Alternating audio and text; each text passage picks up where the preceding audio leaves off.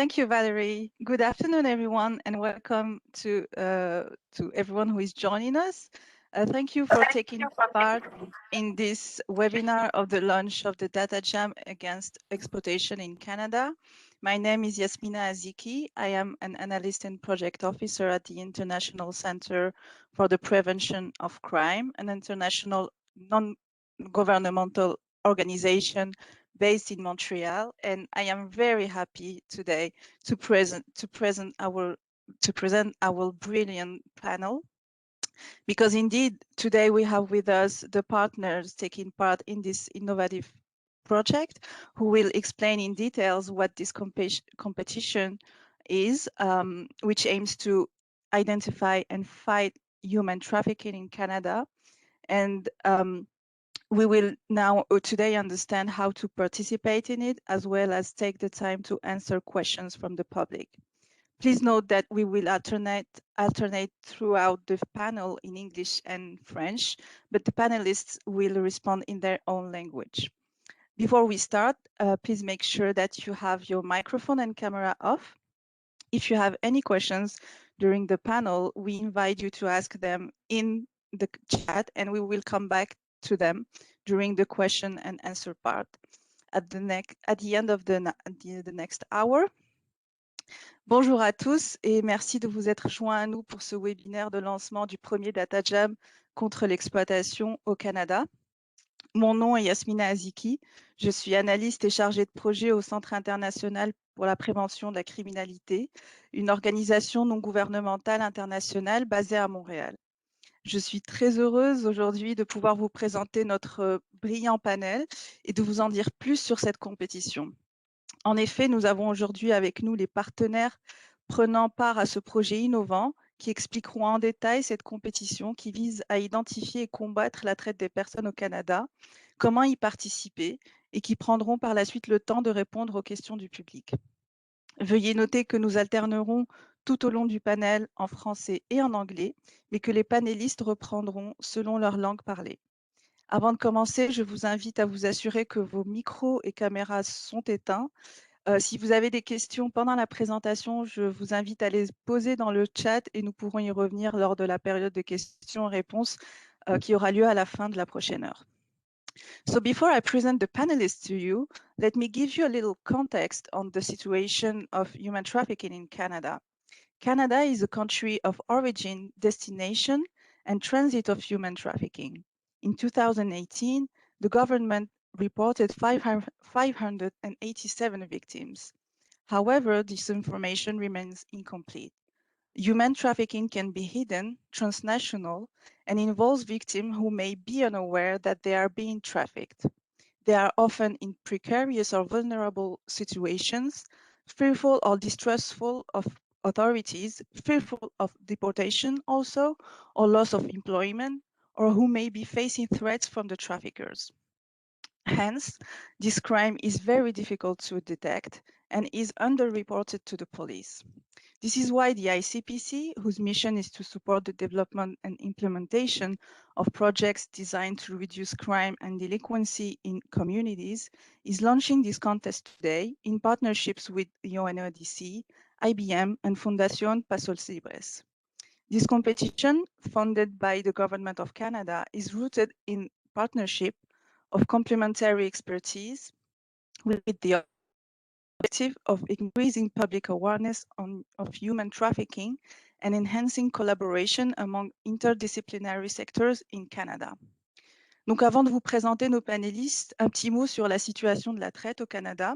Comme vous le savez peut-être, le pays n'est pas à l'abri de ce phénomène dont les contours sont encore un peu connus. Le Canada étant un pays d'origine, de destination et de transit du trafic humain. En 2019, le gouvernement a rapporté 587 victimes de la traite. Cependant, cette information reste très incomplète. De par sa nature, le trafic humain est souvent caché, transnational et implique des victimes qui peuvent ne pas avoir conscience d'être trafiquées et qui sont souvent dans des situations précaires, vulnérables et craignant ou se méfiant des autorités, de peur d'être expulsées ou de perdre leur unique source de revenus. Souvent, elles vivent aussi dans la crainte de leurs trafiquants. Pour toutes ces raisons, la traite humaine reste un crime sous-déclaré à la police. C'est pourquoi le CIPC, qui a pour mission d'appuyer l'élaboration et la mise en œuvre de projets visant à réduire la criminalité et la délinquance dans les collectivités, lance aujourd'hui, en partenariat avec UNODC, IBM et la Fondation Pasos Libres, ce concours. Financé par le gouvernement du Canada, il s'inscrit dans le cadre d'un partenariat d'expertise dont le but est d'accroître la sensibilisation du public à la traite des personnes et d'améliorer la collaboration entre les secteurs interdisciplinaires au Canada. Now, without further ado, let me introduce you the panelists. First, we have our guest of honor, Morgan Nico, team leader at UNODC. Morgan Nico is an expert in criminal justice and crime prevention in the trafficking in persons, smuggling of migrant sections of UNODC since the past 11 years. After managing the global program against smuggling of migrants, she is now the head of the knowledge development and innovation team. Before joining the UN, she worked at the ICRC as an assistant legal officer at headquarters and as a delegate for the protection of the civilian population in the Gaza Strip and in Uganda. She holds a master's degree in law and an LLM in international criminal justice and armed conflict of the University of Nottingham. We also have today with us Sebastián Arevalo Sanchez, who is a co-founder and CEO of Fundación Pasos Libres and Latin American regional representative of the Traffic Analysis Hub. He is also One Young World Ambassador, Fellow of the United States Institute of Peace, and Fellow of the Young Leaders of the Americas Initiative. His area of expertise is the strategic relationship with the private sector, academia, and international cooperation for the development of innovative solutions and initiatives to disrupt human trafficking.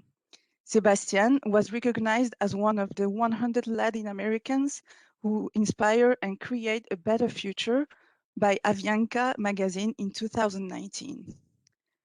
We also have with us today Martin Laird, Global Program Manager for Tech for Good initiatives at IBM.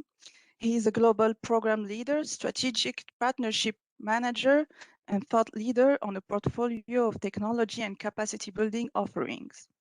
These solutions are offered to citizens and community partners through IBM's corporate social responsibility, including digital transformation strategy, tech to combat human trafficking, and skills building initiatives to help veterans transition to civilian careers. Martin has 20 years of experience in industry and nonprofits, data and cloud technology, serving in roles in the field of corporate affairs, sales, citizenship, data and cloud technology, and media relations. He attended University of Hartford and currently lives with his family in Brooklyn, New York. We also have with us today Martin Hemi, who works as an associate criminal justice officer at the Human Trafficking and Migrant Smuggling section at the UNODC in Vienna. He holds a PhD in international law and human rights from the University of Bern in Switzerland. Before taking up the assignment at the United Nations, Martin worked as an independent researcher at King's College London, McGill Center for Human Rights and Legal Pluralism, and the Swiss Center for Migration Law. Today, we also welcome Carlos Perez, Criminal Justice and Crime Prevention Officer from UNODC.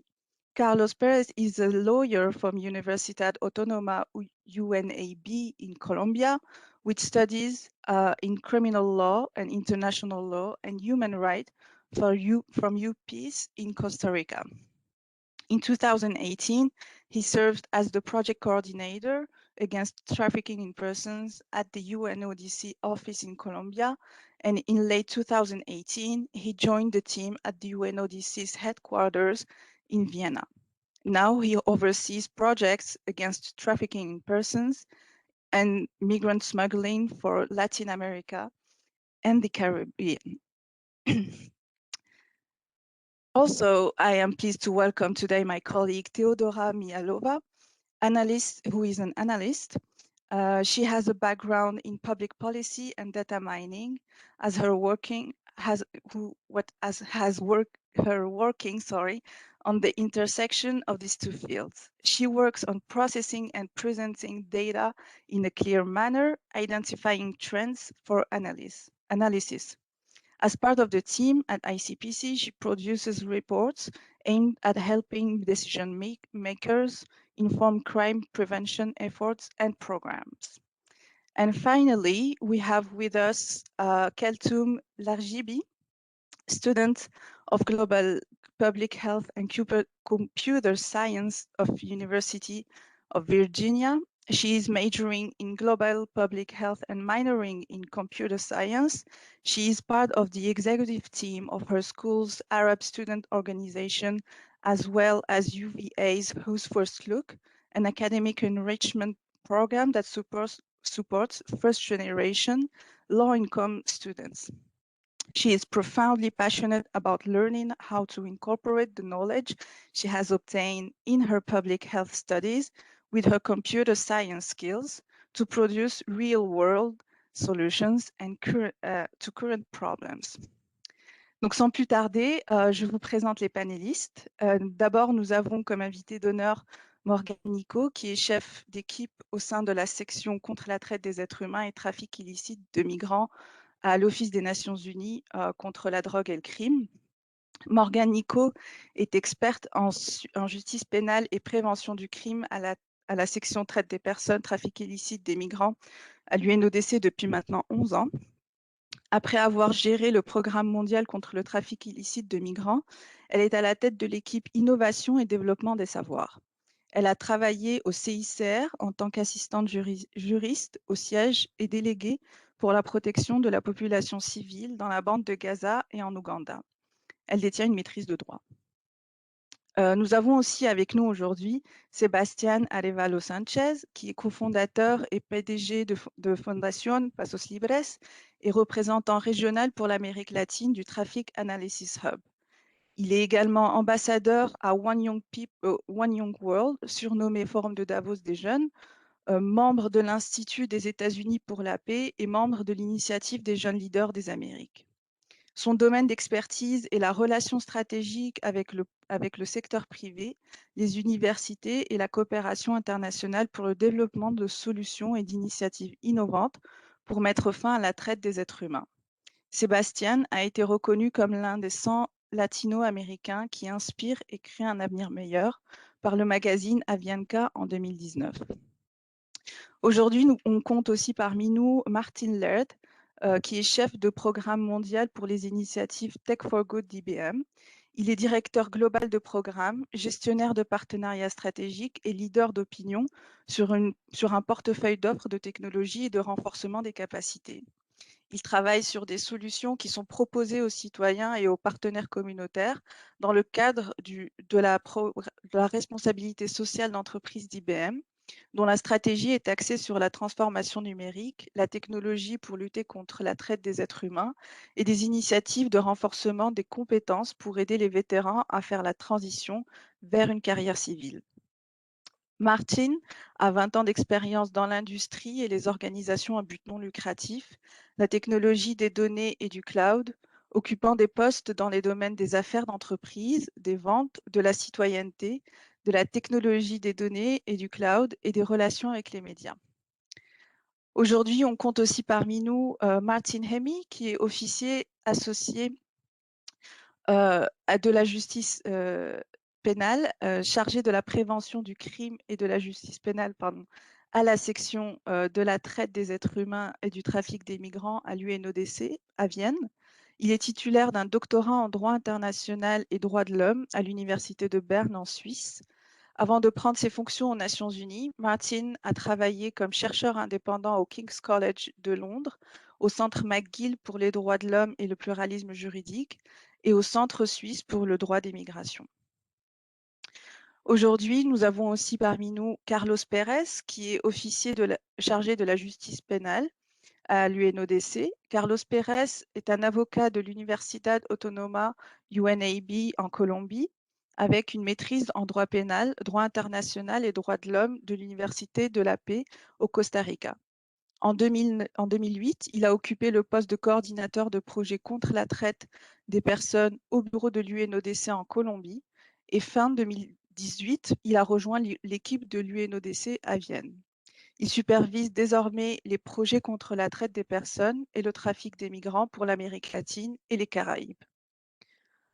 Aujourd'hui, on accueille aussi ma collègue Teodora Mihailova, qui est analyste, avec une formation en politique publique et extraction de données. Théodora explore les liens entre ces deux domaines.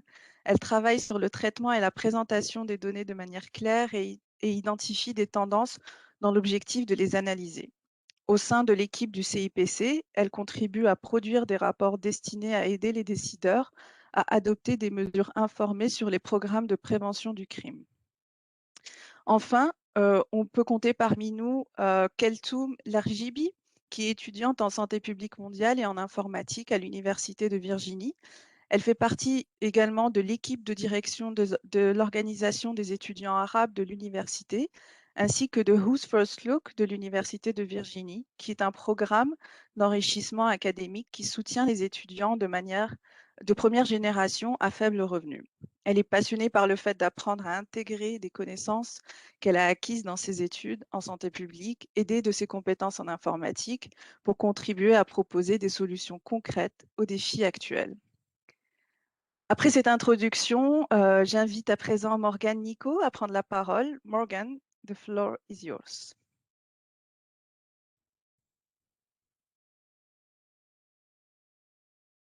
Merci beaucoup, Yasmina. Bonjour à tous, je suis honorée de vous accueillir aujourd'hui pour le lancement du DataJam contre l'exploitation. Je dois dire que d'autant plus honorée qu'à l'origine, ce sont les collègues de CIPC qui devaient vous donner ces remarques d'introduction. Et malheureusement, ils ont joué de malchance et de contretemps. Et donc, je suis très contente de pouvoir ouvrir cet événement avec vous.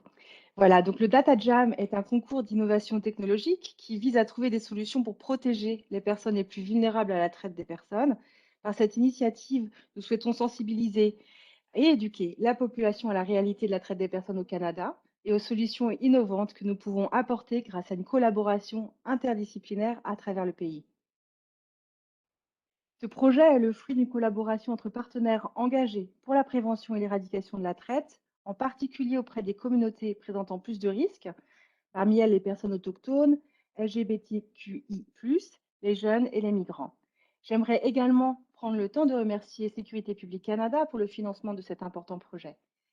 Les progrès ont déjà été accomplis ces dernières années en matière de coopération dans la lutte contre la traite, mais beaucoup d'efforts restent encore à faire car les trafiquants profitent aussi des failles existant dans la coordination entre les services compétents et ils utilisent des moyens toujours plus sophistiqués pour cibler et soumettre leurs victimes à leur contrôle.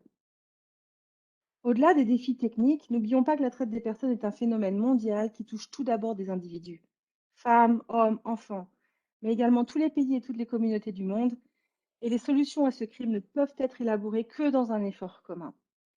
La plateforme DataJam constitue donc une opportunité pour l'ensemble du territoire canadien, pour les professionnels œuvrant dans la lutte contre la criminalité, mais surtout pour encourager l'implication des jeunes, les engager à prendre part à un éventail de solutions, prenant en compte la relation entre la traite des êtres humains et les facteurs socio-économiques, la migration, la Covid-19, les catastrophes naturelles ou les événements majeurs qui peuvent rentrer en compte, afin d'identifier les modèles, les réseaux et les points chauds de la traite. Nous espérons que notre enthousiasme pour ces sujets et les informations qui vous seront fournies aujourd'hui susciteront votre intérêt et motivera les futurs participants parmi vous à prendre part à ce concours. Bien sûr, nous vous incitons à partager parmi vos réseaux cette opportunité de s'impliquer pour lutter contre la traite au Canada. Je vous souhaite un bon webinaire. Merci. Et comme la tradition le veut, je vais également délivrer ces remarques introductrices en anglais. So, thank you, Yasmina, for introducing me. Good morning, everyone. I'm honored to welcome you today for this important launch of the DataJam Against Exploitation. And actually, it's colleagues from ICPC who should have had these opening remarks for you tonight, but they have been unlucky, and I was very happy to jump in and come with you tonight to give you a little bit of the background for this project. So the DataJam is a technological innovation competition that aims to find solutions to protect those who are the most vulnerable to human trafficking. This initiative, supported by Public Safety Canada, aims to raise awareness and educate the population on the reality of human trafficking in Canada and the innovative solutions that can be brought by collaborating across sectors in the country. This project is the result of a collaboration between partners who are working to eradicate and prevent this crime, and in particular with communities at risk, among them Indigenous people, LGBTQI+ people, youth, and migrants.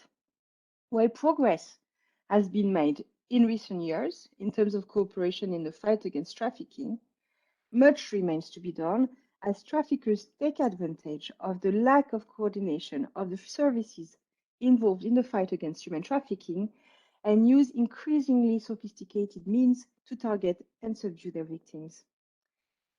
Most of all, beyond the technical challenges, let us not forget that human trafficking is a global phenomenon that affects, first of all, individuals, women, men, children, as well as every country and every community in the world, and that solutions to this crime can only be developed in a joint effort.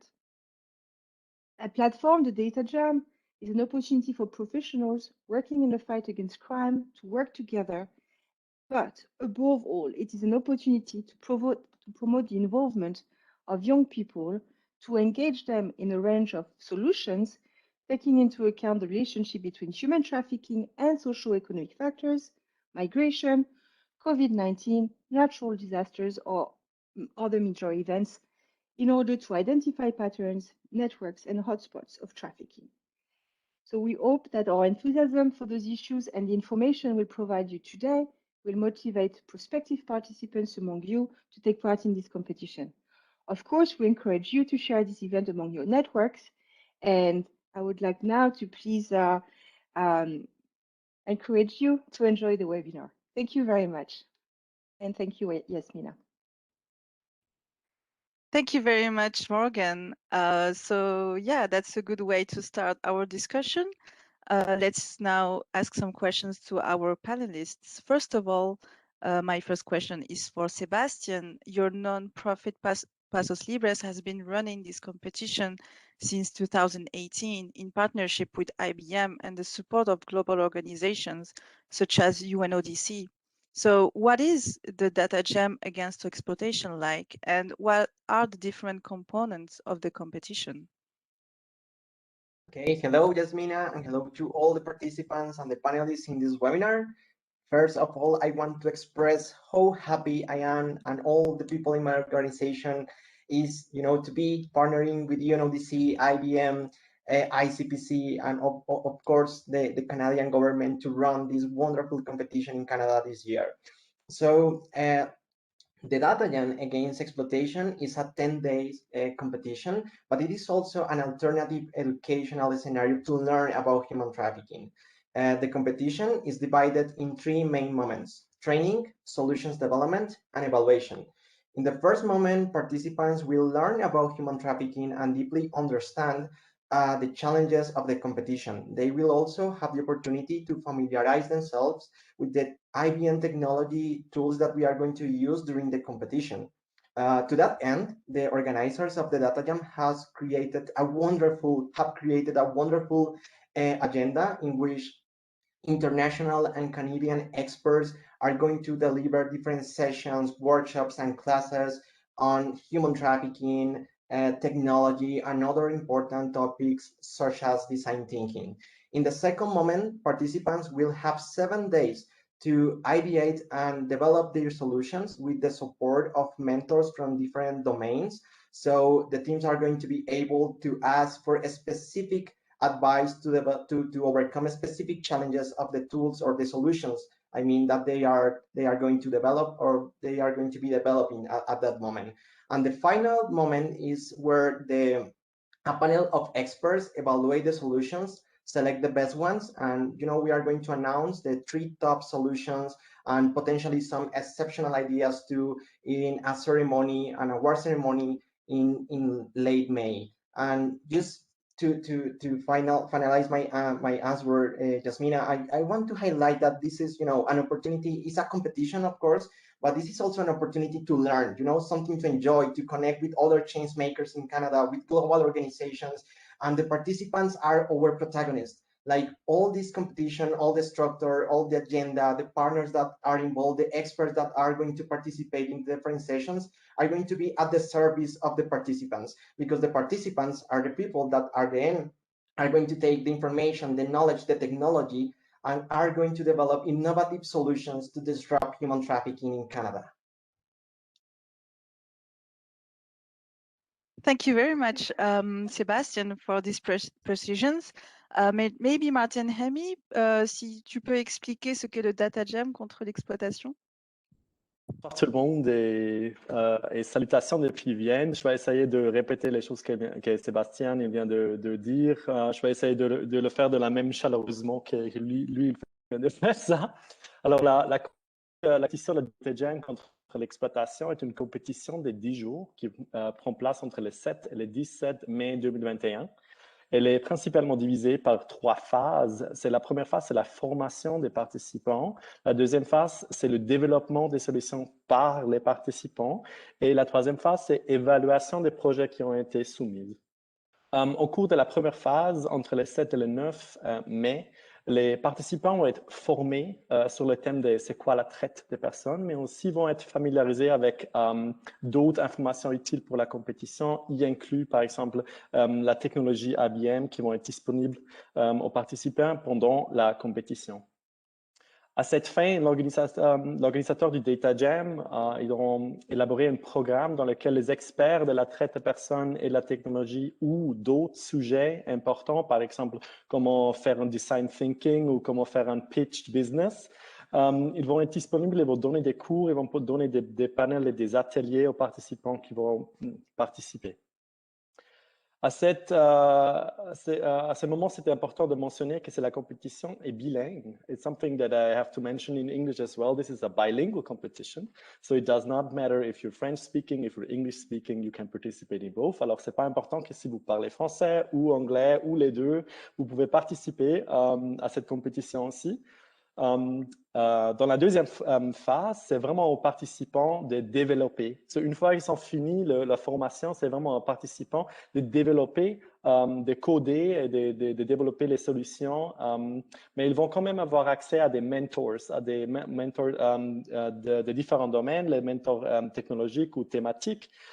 Et les équipes, ils pourront demander des conseils en fonction de leurs besoins spécifiques pendant cette période-là.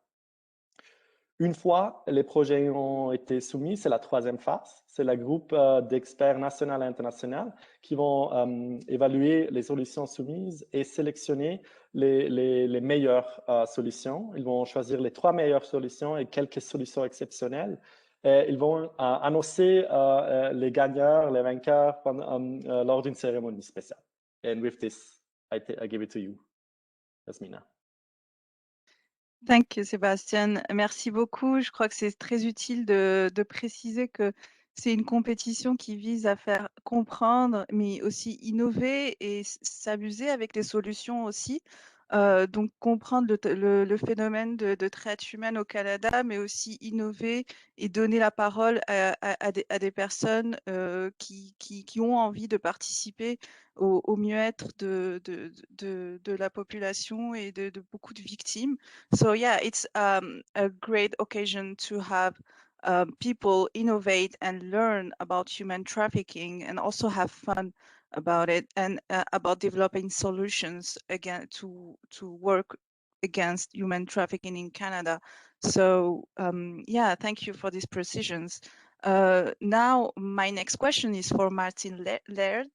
from IBM, IBM has been supporting the fight against human trafficking for several years now. And I know this is not the first technological competition that IBM co-organizes. So can you share more about the work of IBM in this field, please? Sure. Thanks, Yasmina, and thanks also Morgan and Sebastian. We're really pleased to be part of this event. And as you said, Yasmina, this is not the first time we've done this. In fact, this will be the fourth event of this kind that we've collaborated with Pasos, Libres and UNODC. But the work we've been doing from our corporate social responsibility team at IBM stems back about 6 years. And our approach to what we call CSR and tech for good is not only to find innovative use of technology and develop that with partners like those here, but also to engage our experts within IBM and help people learn. So I would say it's the intersection of innovation, collaboration, and learning. And I think that's what this event does so well. It ties those things together. And just like Sebastian suggested, to everybody considering being part of a team on this, I think what I hope you recognize is that there are a lot of professionals surrounding this, because we know it's not about just sharing what we know, it's about learning from others that bring fresh perspective to this. It's a really important part and why I think these events go so well and why we have so many IBMers that have other day jobs that want to be part of it. And that's a point I'd like to add to in a moment. Our crown jewel of the work we've done in this space has been a project known as Traffic Analysis Hub. And I think that's been mentioned. That's now a fully formed NGO.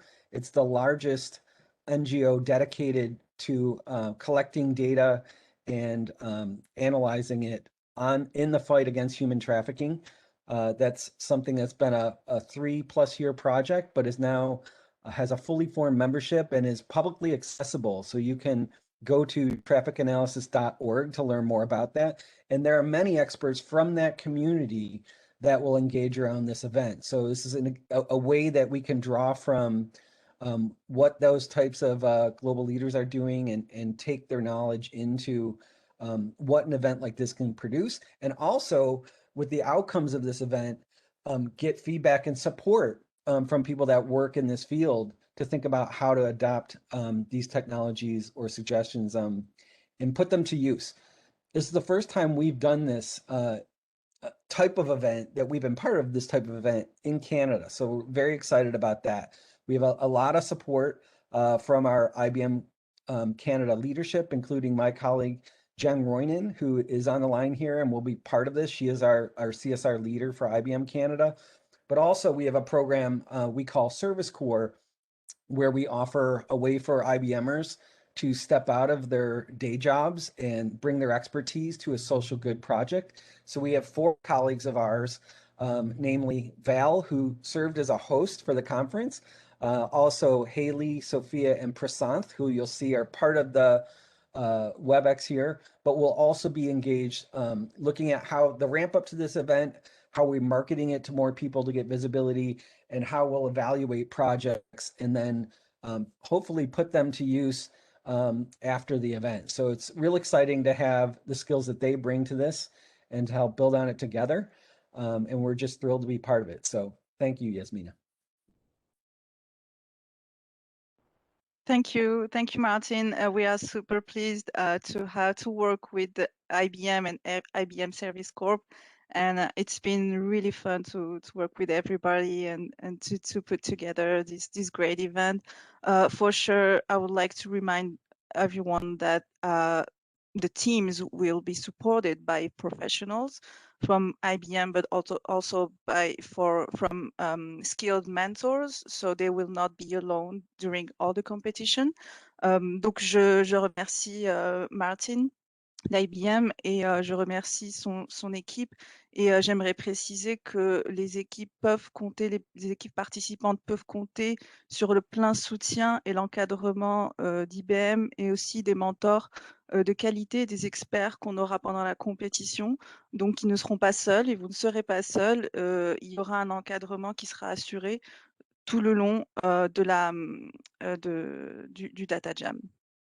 Donc ma question maintenant va vers Théodora par rapport au CIPC, qui est le partenaire canadien du DataJam que nous lançons donc aujourd'hui. Quel est l'état justement de la traite des personnes au Canada et quels sont les défis de la compétition?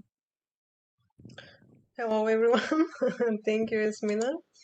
I'm also, as others underline, but I also like to point out how delighted I am that this is happening, and I think it's a remarkable event that will bring remarkable results.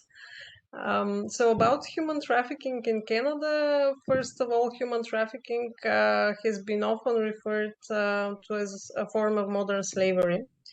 So I chose to begin with this just to underline how complex phenomena this is, and how unfortunately how overwhelming it can be.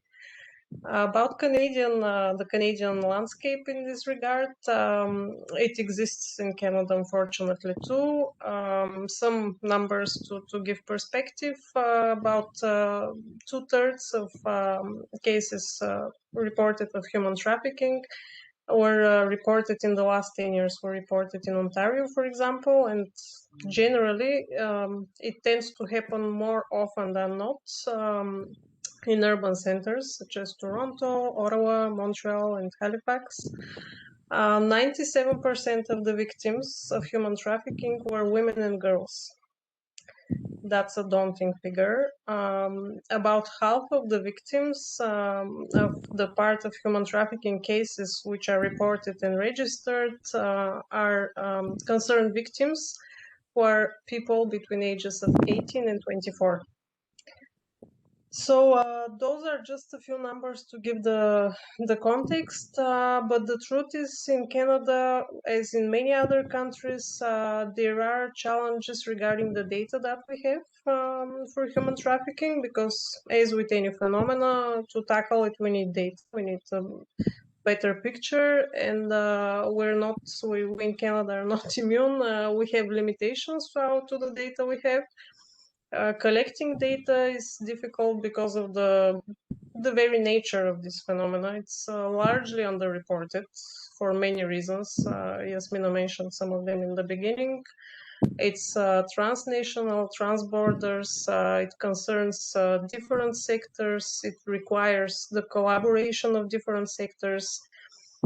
So the main objective of this wonderful event that we're making happen is to fill in those gaps, to address those gaps. And I would like to say to the people who are considering to participate that your skills and knowledge are very, very powerful tools and precious tools that you can put to good use to help in tackling this challenge.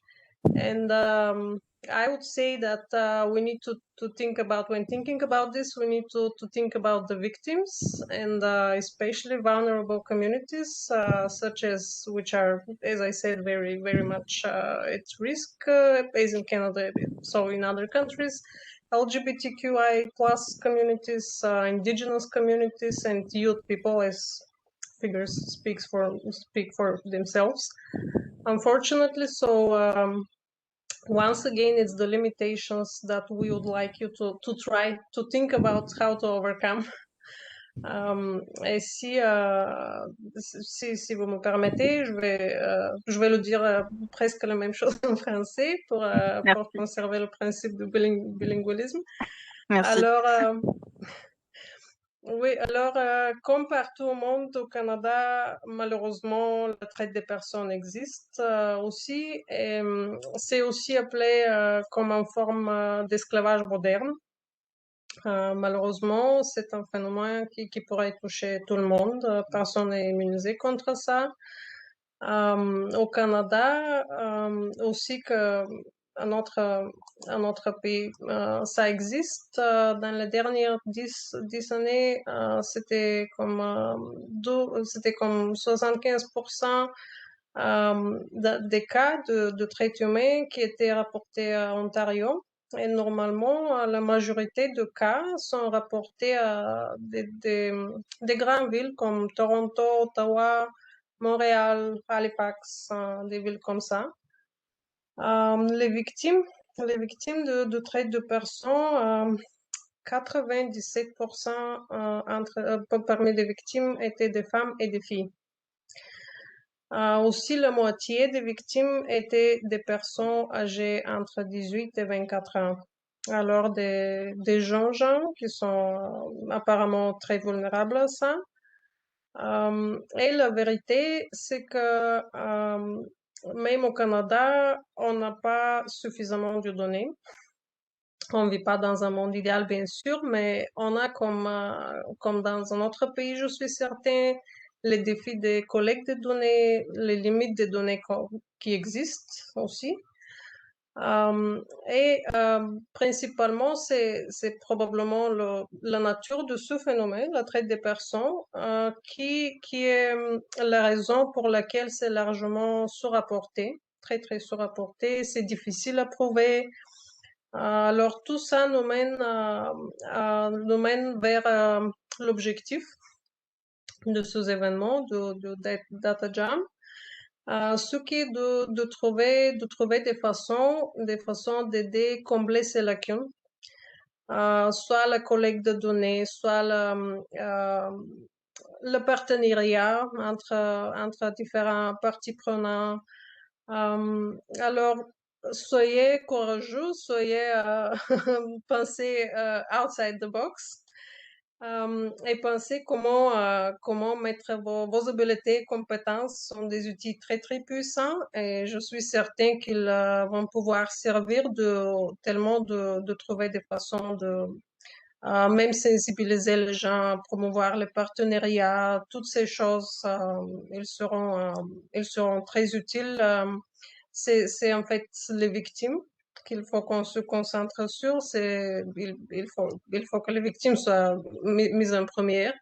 Et surtout, quand on pense pour ça, il faut penser pour les communautés vulnérables, notamment les personnes LGBTQ+, les gens autochtones et les jeunesses, malheureusement, des communautés vulnérables à cette regard. Alors, soyez courageux et utilisez vos outils puissants, les compétences et les habiletés que vous avez. Merci beaucoup, Theodora.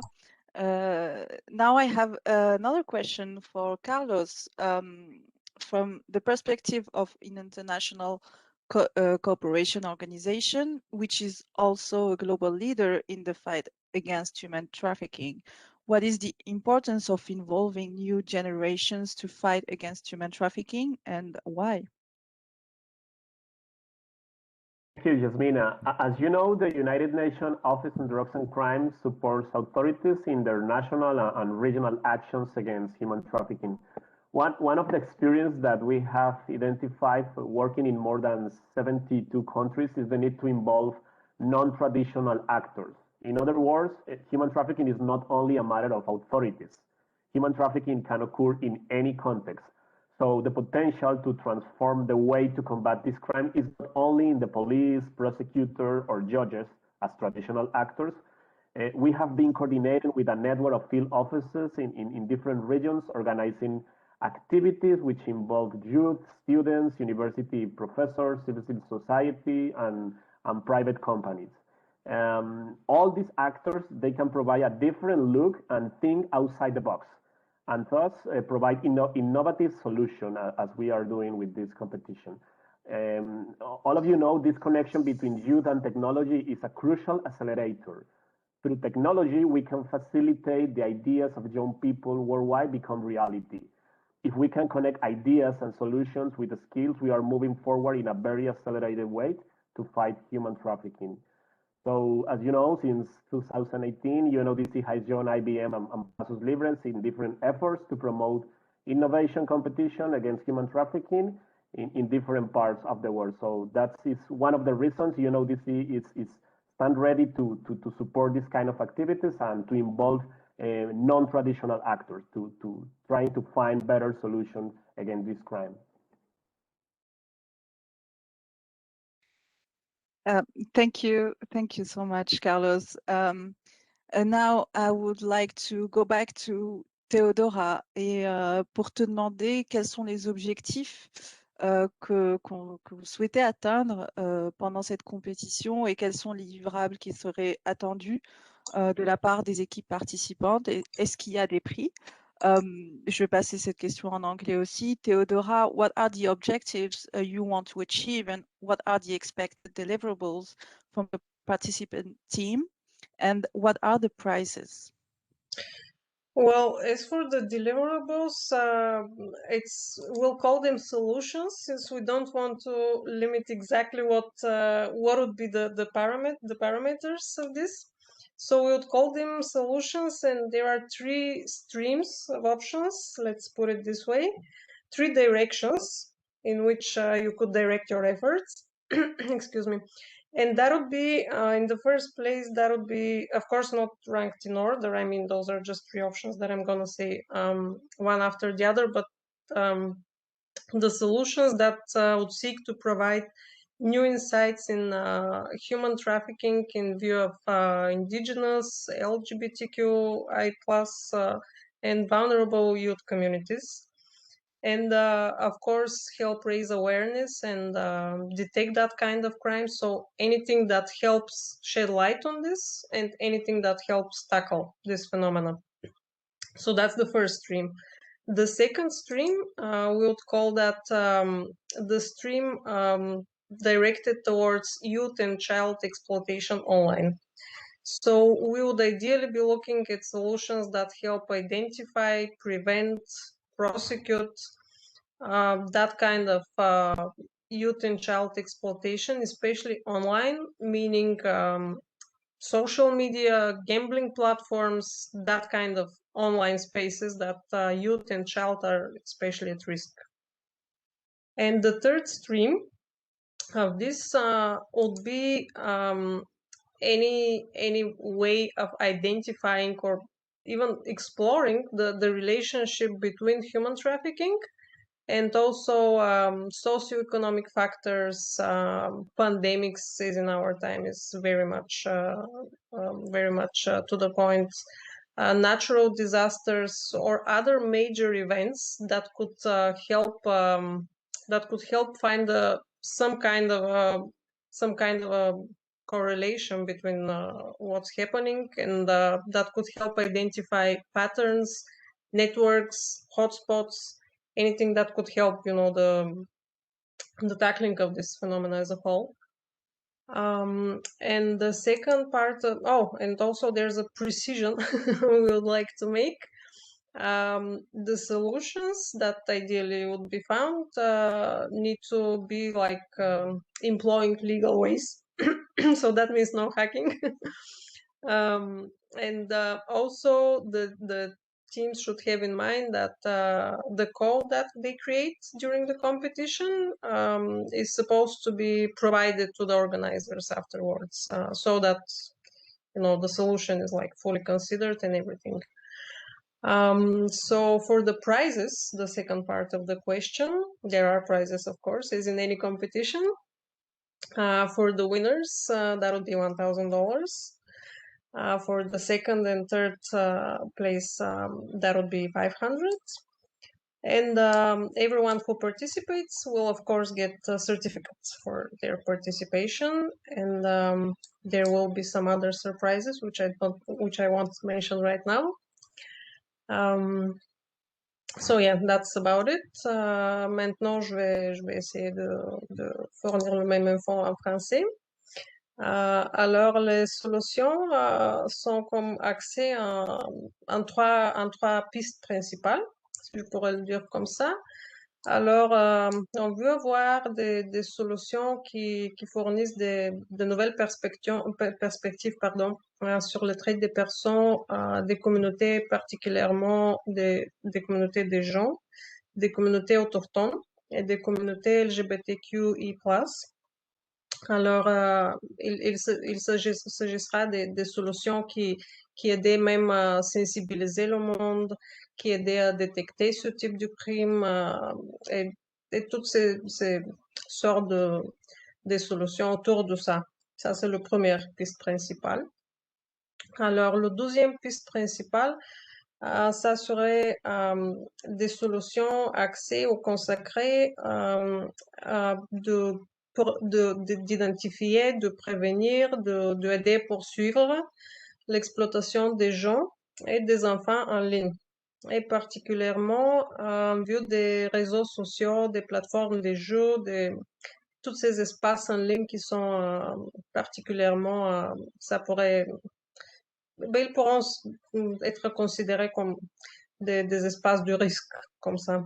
Le troisième piste principale, ça serait les solutions qui essayent de trouver ou qui identifient les relations entre le trait des êtres humains et des facteurs socio-économiques. Aussi, relation entre le trait des personnes et le COVID-19, entre le trait des personnes et les catastrophes naturelles, quelque chose qui pourrait identifier, une solution qui pourrait identifier les réseaux, les routes de trafic, les points chauds, les hotspots, en bon français. Alors ça, c'est le troisième piste principale. Et deux choses juste de préciser. Toutes les approches considérées, il faut que ce soit des approches légales.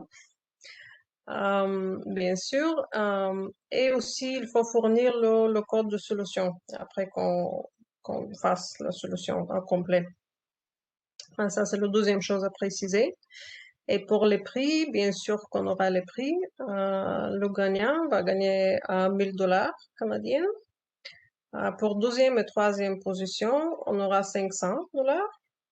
Et on aura un certificat, bien sûr, pour tout le monde qui participe dans le DataJam. Alors, j'espère que ça répond à ta question, Yasmina. Absolument, merci beaucoup, Tony. Et since we are talking about the competition, now I have also a question to Carlos.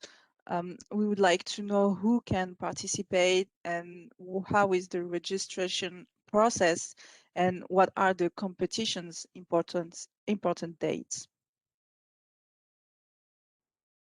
Thank you, Jasmina. The competition is open to everybody in Canada who is at least 18 years of age.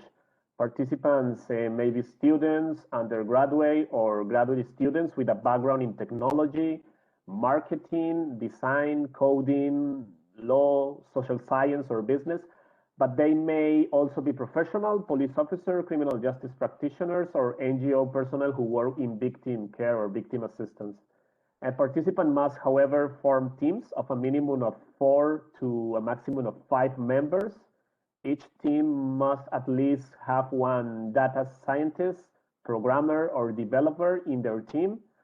Also know that places are limited, so only 200 participants will be accepted. The selection of participant teams will be done by organizers on the basis of the profiles that each presents.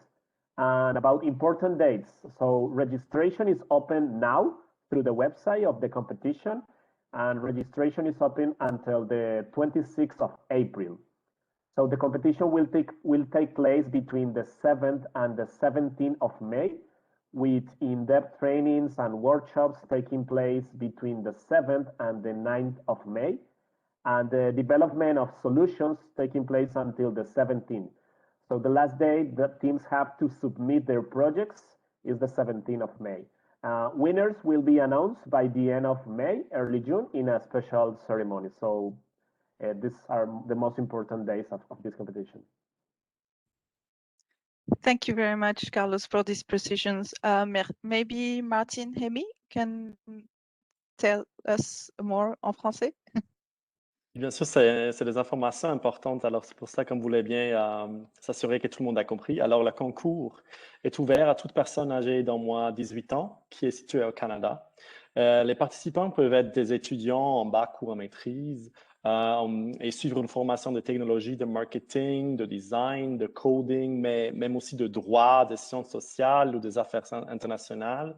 Mais ils peuvent aussi être des professionnels, par exemple des policiers ou des praticiens de la justice pénale ou travailler ou d'être membre d'une ONG qui travaille avec des victimes ou qui supporte des victimes et donne de l'aide aux victimes de la traite des personnes.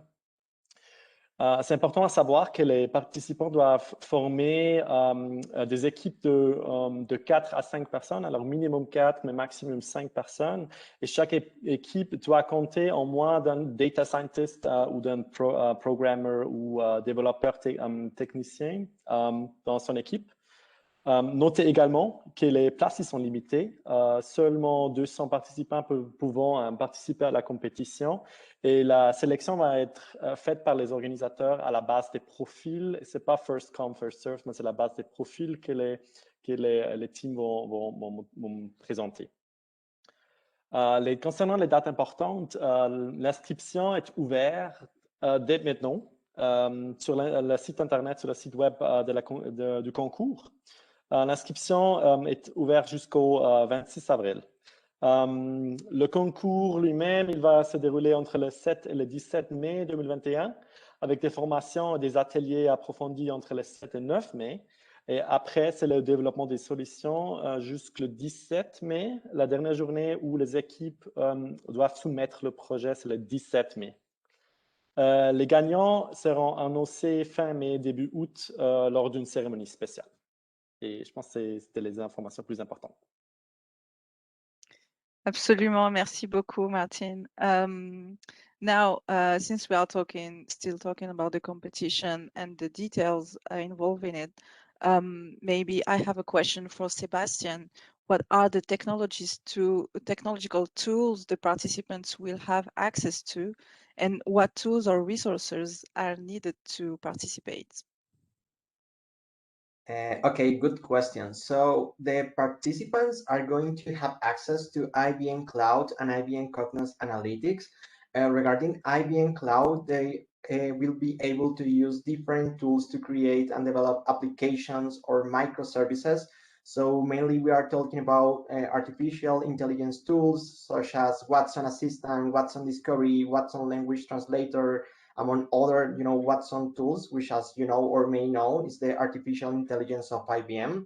Also, they are going to be able to use other tools for the creation and the manage of the information. So for the storage and, different tools to create databases, such as Cloud, for example. And of course, there is a huge catalog of tech tools that they can use, but everything depends on the abilities, the skills, and the needs of the teams. Also, talking about other important resources, we are going to provide to the participants a participant handbook, which is a special publication that we are developing for this competition based in our last year's competition. This publication is divided in 3 modules.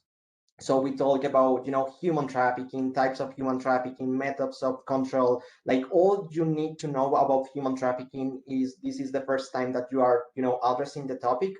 Also, we talk about human trafficking and data, and then we present some cases of success of big organizations that are using data and technology to fight human trafficking. So we present the Traffic Analysis Hub as a case of success, this awesome solution that Martin were talking about a couple of minutes ago. And also we are going to present one of the winning solutions of the last year competition. So actually the participants can see not just really high level and developed solutions, but also what the teams are capable to do in our competitions. So this is not just to put pressure on the teams, but this is, a really good example of what you can do, and actually a really good way to get inspiration. Also, I should say that UNODC and IBM, ICPC, sorry, are going to provide additional publications and report and information that they have been collecting during years of work on this field. And obviously all the organizers are going to work hard to provide you with data and information for public sources in Canada, so you don't have to start from zero researching and looking for information and data. We are going to provide you some data, and obviously you are free to research more to get additional data depending on the solution that you are developing. So I think that that are the tools and the resources that the participants are going to have at their disposition. And obviously we are going to talk a little bit more about this when the competition begins. Thank you very much, Sebastian. Now I have another question for Martin Laird, and considering, as you said, that it's the fourth, you already organized this competition like 4 times before. What is your recommendation when forming teams for the competition? Sure. Thanks, Yasmina. To be honest, it's 3 times before, so this will be our 4th, but we have a lot of It's the 4th. Okay. Yeah, well, look, just like in business, with developing products and solutions, there needs to be a mix of both technical and non-technical skills. So I would encourage the teams to think about not only the problem they are solving, how they will be unique in a marketplace, bringing the technology to showcase in the forefront, but almost as importantly, the users you're targeting, so how you market to those users, what that user journey or entry point is like. You also need to think about cost control and finance. That could be really important here in presenting a solution. What does this mean? Total cost of ownership to adopt the solution that you're presenting. There could be legal ramifications to consider as far as data privacy goes. So think about who you'll team with on these types of things, and they might have unique points of view to color in what you're proposing beyond just the technical standpoint. And then, of course, other things like cultural sensitivities or multilingual ways to enable multi-language type of technology can be really important. So I'd encourage people to think about that as well. But Martin Hemy, the other Martin, maybe you want to elaborate on that and also do a bit of a French translation? Oui, merci beaucoup, Martin. C'est effectivement les équipes qui ont mélange des compétences qui sont les meilleures placées. Ça veut dire que c'est une équipe exclusivement technique qui vont manquer certaines compétences, par exemple, comme il vient de dire, certaines compétences de business ou certaines compétences de droit qui vont manquer cela. Alors, les meilleurs, c'est vraiment si vous arrivez à mélanger les profils des membres, des différents membres de l'équipe, c'est les meilleurs placés. Alors, les aspects techniques, mais aussi non techniques, ils sont essentiels. Et aussi comme par exemple le besoin du design et du développement, c'est le plus important parce que c'est important de montrer non seulement le code, mais c'est aussi important de montrer comment approcher par exemple les utilisateurs, mais aussi savoir par exemple comment assurer le financement et de quelle façon il va être commercialisé. C'est vraiment des aspects très importants de la solution que vous voulez développer dans ce moment-là. C'est aussi important les aspects culturels et multilingues. Comme on a dit, c'est une compétition bilingue.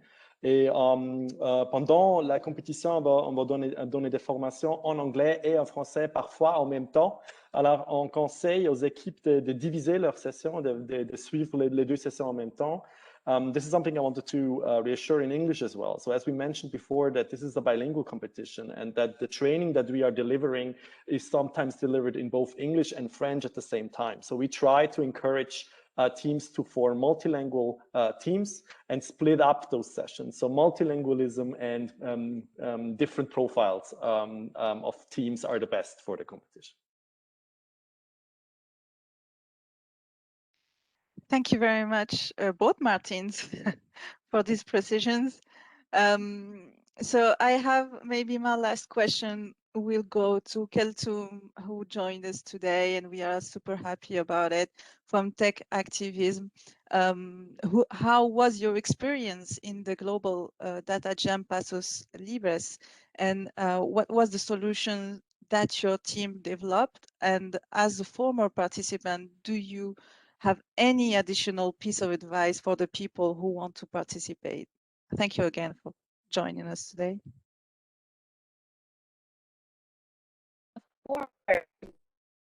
First of all, I want to apologize because I'm having technical problems.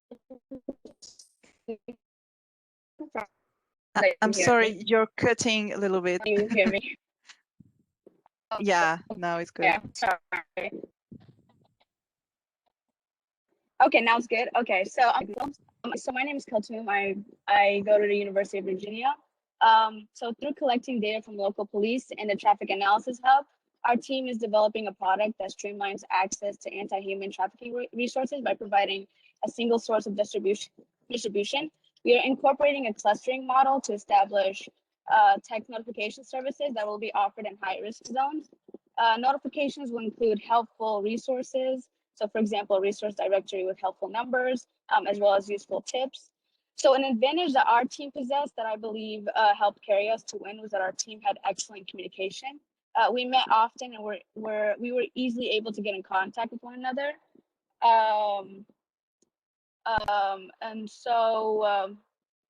And so we were able to update the project and communicate roles and offer internal support. Another piece of advice is to certainly avoid waiting until the final night to complete the bulk of your product. So putting off work until the final minute hinders the quality of your product, and we knew this, so we set a schedule throughout the week to avoid this. And half of us are students and the other half are busy with work, and yet we found a good amount of time to meet. So that's what I believe led us to succeed and be proud of our work, was good communication, and just being able to distribute roles based on our own specific expertise. And yeah, and as a result, we really enjoyed participating in the competition, and we're really, really proud of our work. Thank you. Thank you. And Jasmina, sorry, but I need to say something really important. So Keltun's team actually is working with the Traffic Analysis Hub, IBM, and Pasos Libres with the support of the DataJam partners, such as DC, to develop their solutions. So that's pretty cool. It's just, as Martin mentioned, this is not just about creating potential ideas, but also we want to open opportunities to actually develop those solutions, to try to implement it in other existing solutions, or even try to create solutions that can provide extra help to solutions that are already working. So that's just something that I wanted to highlight. And just, Keltun, congrats on your wonderful work. And we hope to see soon the results of all the effort that you are putting on this. So thank you. Yeah, you're right. You're both right, actually. I think it's a super opportunity also to highlight the creativity and the solutions that young people come up with, and innovative skills they can provide us to tackle this huge problem. It's not just a competition, but as you said, it's also an opportunity for them to learn and to work afterwards with experts and with great tools also. Donc, c'est sûr que c'est une excellente opportunité pour les participants, non seulement de prendre part à un projet d'innovation et aussi de proposer leurs solutions innovantes, ce qui n'est pas toujours accessible pour les jeunes, mais aussi c'est une belle opportunité pour la suite, pour qu'ils puissent parler avec des experts, peut-être travailler même avec eux et utiliser des outils qui ne sont pas toujours à leur portée. Donc c'est pour ça que cette compétition est très importante pour nous, pour ce qui est de l'accès aux jeunes à l'innovation et de les mettre en valeur, puisque c'est peut-être le but principal de cette compétition. So yeah, now I'm going to open the floor to the questions. Maybe people have some. I already see some questions in the chat. Someone asked in French, j'ai lu dans une édition antérieure que les équipes doivent comprendre minimalement un programmeur ou quelqu'un en mesure d'écrire des scripts informatiques. Est-ce que c'est toujours le cas cette année? C'est une très bonne question et je vous donne la parole. Peut-être Martine ou Tony? Peut-être c'est moi qui va répondre à cette question. Oui, c'est toujours le cas. Ça fait partie de la compétition de montrer le code. Alors, c'est pas seulement de trouver une solution, comment ça pourrait être, mais déjà commencer à coder, à présenter des solutions informatiques sur cette position-là. Comme j'avais dit avant, ça veut dire aussi que chaque team il doit avoir une personne dans l'équipe qui fait ce type de travail. Alors, c'est toujours le cas aussi dans cette année. Okay, merci beaucoup. Maybe we can share this information also in English because it may be interesting. Sure, I can do that again. So the question was about developers and people that know how to code and how to provide like informatic information. And yes, it is part of the competition that you also are required to submit your code at the end of the project. So until the 17th of May, you have to show us what you did from a coding point of view as well. So this is part of the evaluation as well. So as I mentioned before, it will require you, or each team needs to have one person that is capable of doing this. Either a developer or a data scientist, or this kind of work is part of the competition. So this is why you need to have at least one coding person in the team. Okay, thank you for this precision. I also have a question from Colombia. May we participate if we are Colombian? Martin, I think that you can take that one too. Sorry. Sure. So the competition is for people that are based in Canada. So also the solutions will be tested and required to work in the Canadian context. So like the development of the solution needs to be for human trafficking in Canada. So but we require of participants that they have some sort of Canada connection. So either you live in Canada, you are presently in Canada, or you are enrolled in a Canadian university. So you need to show us at least a link that you have to Canada. Thank you. I also have a question from Sumaya. Do we have to create our own teams, or is there any option to join existing teams? Okay, I will take that one. You basically need to create your team. Obviously, if you don't have a team and you are really, really interested in participating, we can help you to form your team. So in the website of the competition, you will find an email to ask for additional information. You can email us, and we are trying to put you in contact with other people that is looking for teams. But the idea is that you really try to form your team, maybe with your colleagues, with your mates at university or something like that. Because at the end, this is about trust as well. And as Colton say, a really big part of the competition is how you can manage the time of the different people that is in the team in order to achieve actually the goals. So we really encourage you to start forming your team, to start asking and looking for people that might be interested in your university or your job or something like that. And as I mentioned, we are going to be able to help you if you need some help by with forming your team. Thank you. So I have another question also. This one is about data. Will you be providing the participants with data? And if so, what kind of data will be available? Maybe Tony can answer that. Or yeah. Martin, yeah. Yes, so it is part of our work to present you with some data that we have found. For example, from the UNODC, we do have data that we can share, or we have also websites that we can recommend you to use. So it will, part of the competition or part of the agenda that I mentioned of the formation and the workshop that we do is also show you the data that we have found and show you the data that is open to the public to be used for the competition. In addition to that, you can also look for open data yourself. So you are allowed to use data that you find as long as it's legal. So it's not possible to take data that has an exclusivity on it, but you can use every data that you find that you think is useful for the competition as long as it's legal, as long as it's open data. But we will also provide some sort of data during the competition as well. Yeah, maybe in French. Donc les données qui seront données, qui vous seront partagées seront des données officielles que nous aurons obtenues par différents moyens et que nous cherchons en ce moment d'ailleurs. Mais on vous encourage très fortement à chercher vos propres données dès lors qu'elles sont légales, parce que comme vous le savez, la question de la traite est un phénomène très caché. Donc il n'y a pas beaucoup d'informations dessus et même les données officielles ne sont pas complètes. Donc on vous encourage fortement à faire preuve de créativité dans la collecte de données, puisque c'est aussi l'un des enjeux de cette compétition. Thank you, Martin. Maybe we have time for a last question. what if a team have an outsider? Yeah, from outside Canada. I think that would be okay. So as I mentioned, we're going to have a limited number of teams, and the teams are going to be selected according to the profiles that we show. But if one team member, for example, does not have a Canadian focus, but the rest of the team does have a Canadian focus, it would not be a reason to disqualify the team.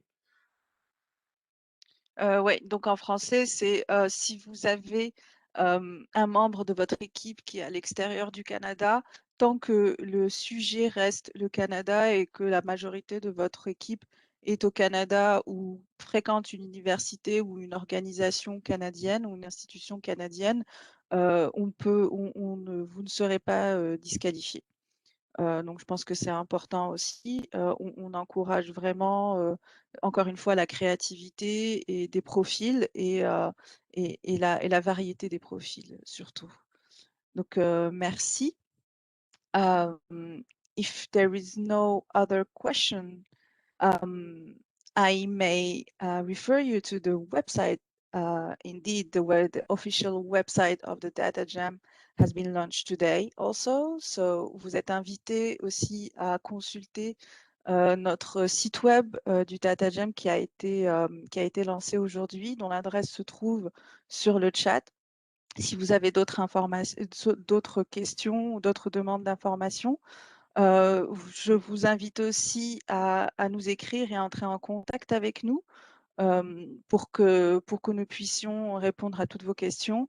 I invite you to consult the website and to ask your questions through it, so we can be there to answer all your inquiries and all your questions. I'm sure you will have a lot of them. So the deadline for the registration is April 26. La date limite de cet appel à candidature est le 26 avril, donc dans pas longtemps. Je rappelle que la compétition est bilingue et qu'elle aura lieu du 7 mai au 17 mai. Les inscriptions sont ouvertes aujourd'hui, donc n'hésitez pas. Thank you again. The competition is bilingual and it will take place between May 7 and May 17. The registrations are open today, so you are more than welcome to contact us and to subscribe and to register. Of course, my colleagues put the address if you have any question about this competition. Thank you so much for everyone who participated in this panel and in this webinar, who also worked on this webinar to put it together, because there is a big team behind everyone, and I'm really grateful to work with all of you. Thank you to the participants also who took the time to come and listen to us. Merci beaucoup à tous nos participants au panel et à notre invité aussi. Et merci à l'équipe qui est dans les coulisses et qui a contribué à la réussite de ce moment et que tout se passe bien d'un point de vue technique, mais aussi de contenu. Je suis aussi très heureuse d'avoir pu voir autant de participants aussi se joindre à nous. Donc, vous êtes invités à vous renseigner et à nous écrire pour quelques questions que vous avez. Et merci à tous. Thank you everybody for joining us today. And like this, I think we can clôturer. We can finish this webinar. Thank you. Bye-bye. Bye.